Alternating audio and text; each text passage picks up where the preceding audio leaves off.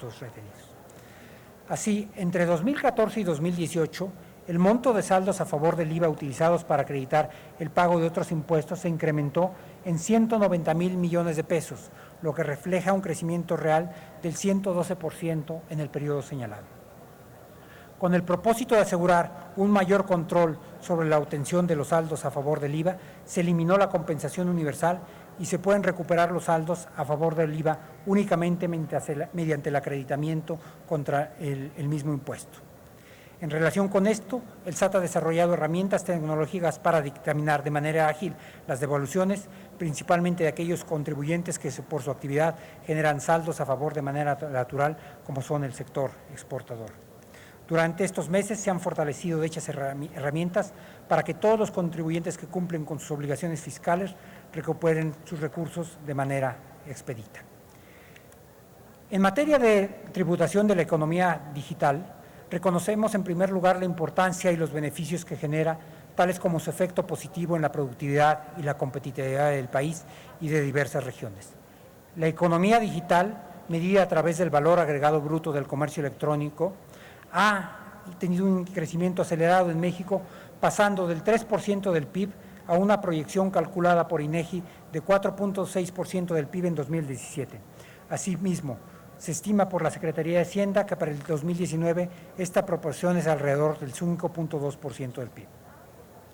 El marco tributario se ha visto rebasado durante la última década por la vertiginosa innovación tecnológica de la economía digital. En la actualidad, por ejemplo, la asociación entre contribuyente y la idea de un establecimiento permanente puede resultar poco relevante para algunas actividades del comercio digital. Permítanme darles un ejemplo muy específico. Déjenme citar el caso de Netflix, el cual resulta muy ilustrativo de este punto. Su corporativo se encuentra en California. Los servidores desde los cuales provee servicios pueden estar en cualquier localidad del mundo o ser completamente virtuales, y sus clientes en México pueden acceder a ellos sin conocer la ubicación desde donde descargan las películas específicas que ven. Bajo estas circunstancias, la Secretaría de Hacienda y Crédito Público debe actualizar su marco tributario para gravar las transacciones de la economía digital de manera óptima y oportuna. Al mismo tiempo, debe colaborar con otros países para diseñar soluciones de largo plazo. Por este motivo, la Secretaría de Hacienda es un miembro activo de las mesas de trabajo de política tributaria para la economía digital de la OCDE.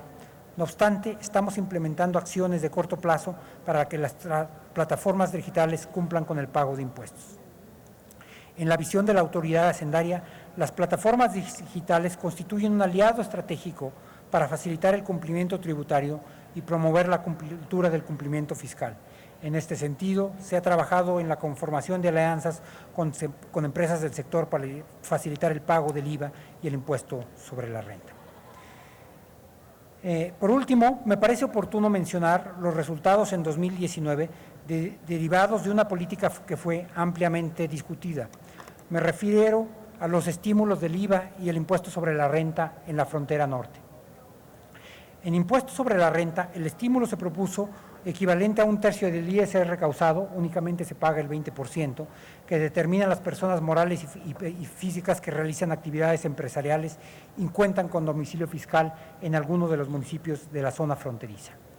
El estímulo se ajusta por la proporción que representan los ingresos del contribuyente en la zona fronteriza norte respecto al total de sus ingresos. Las personas morales y físicas con actividad empresarial que obtengan al menos el 90% de sus ingresos totales de las actividades realizadas en dicha zona pueden aplicar el beneficio. En IVA, el estímulo es un crédito del 50% a la tasa que se aplica en la enajenación de bienes, la prestación de servicios independientes o el otorgamiento del uso o goce temporal de bienes. Por simplificación al crédito, se aplica en forma directa, tasa del 8%, y se debe presentar un aviso previo al SAT. La tasa reducida del IVA busca incentivar la demanda agregada y la reactivación de los mercados regionales.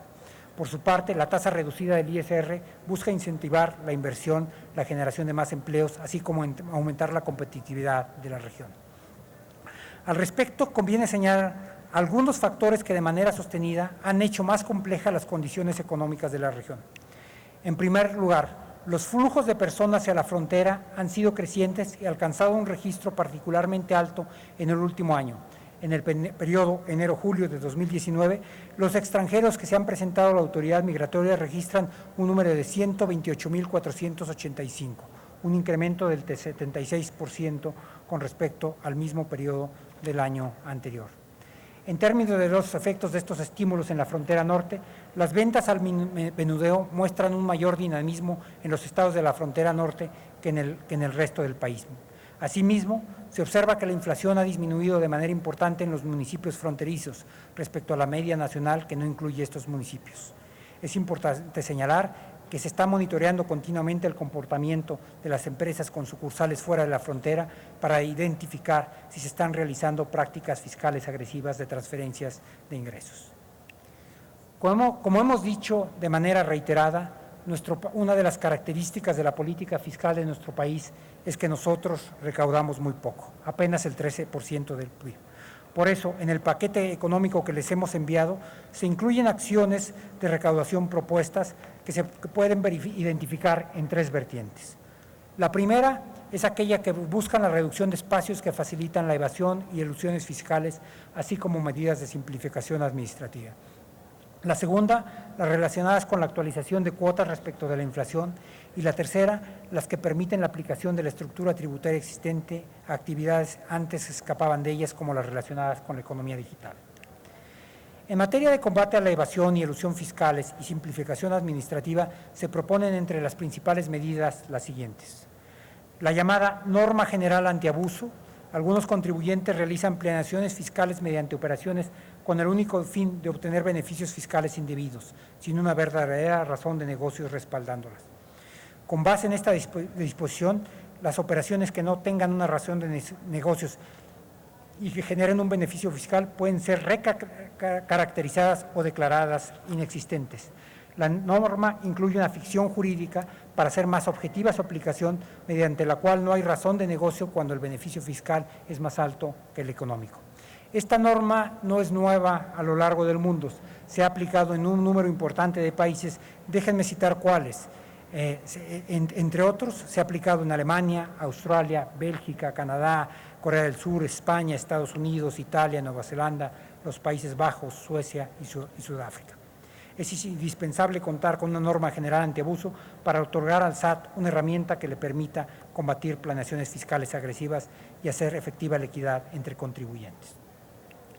Los contribuyentes que contratan servicios de tercerización, los llamados outsourcing, estarán obligados a realizar la retención entero del IVA que les trasladen por estos servicios y solo podrán reducir los servicios de la tercerización en la medida en que se demuestren que ha realizado la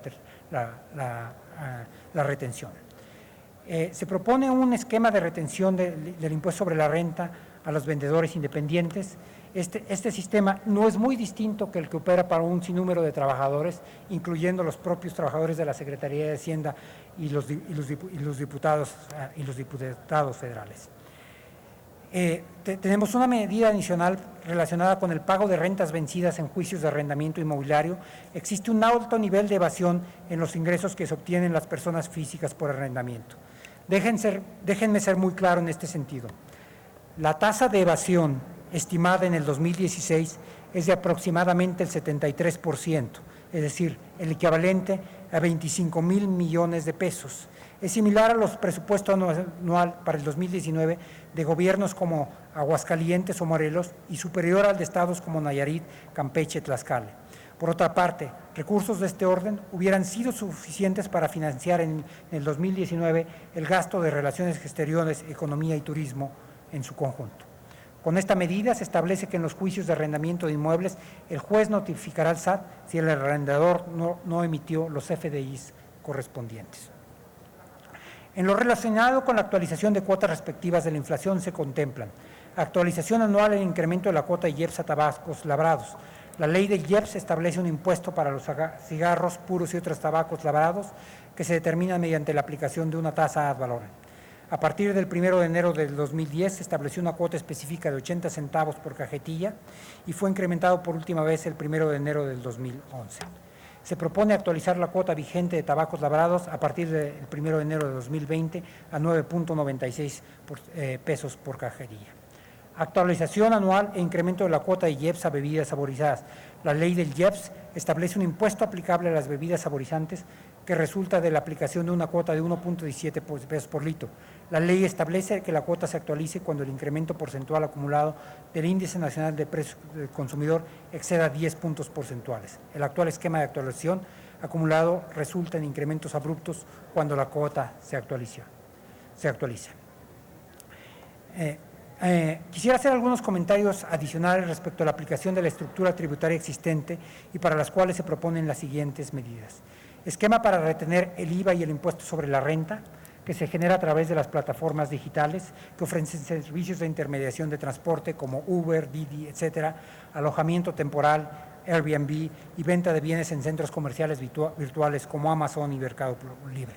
Se propone que las plataformas que ofrecen servicios de intermediación entre oferentes y demandantes de un bien o servicio y que cobren a cuenta del vendedor o prestador del servicio estén obligadas a realizar la retención y entero de los impuestos generados en dichas operaciones. También procederá a aplicar el esquema de retención del IVA en las importaciones de contenido digital. Actualmente los bienes y servicios intangibles proporcionados por residentes de México en el extranjero sin establecimiento en México se graban con una importación y el obligado a pagar el IVA es el importador. Sin embargo, en la práctica, el consumidor final no está pagando el IVA por estas importaciones.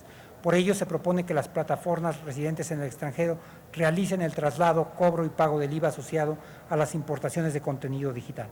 Actualmente, más de 50 países han establecido medidas similares en materia de IVA para la importación de contenidos digitales, entre ellos 28 países miembros de la Unión Europea, así como países como Argentina, Chile, Colombia y Uruguay.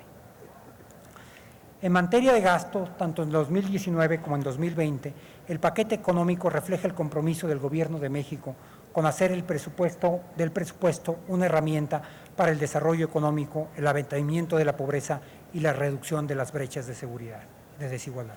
Sin embargo, la elaboración del proyecto de presupuesto de egresos de cada ejercicio fiscal se enfrenta a un reto singular debido a la importancia que las obligaciones ya adquiridas tienen en el gasto agregado, que representan alrededor del 80% del presupuesto.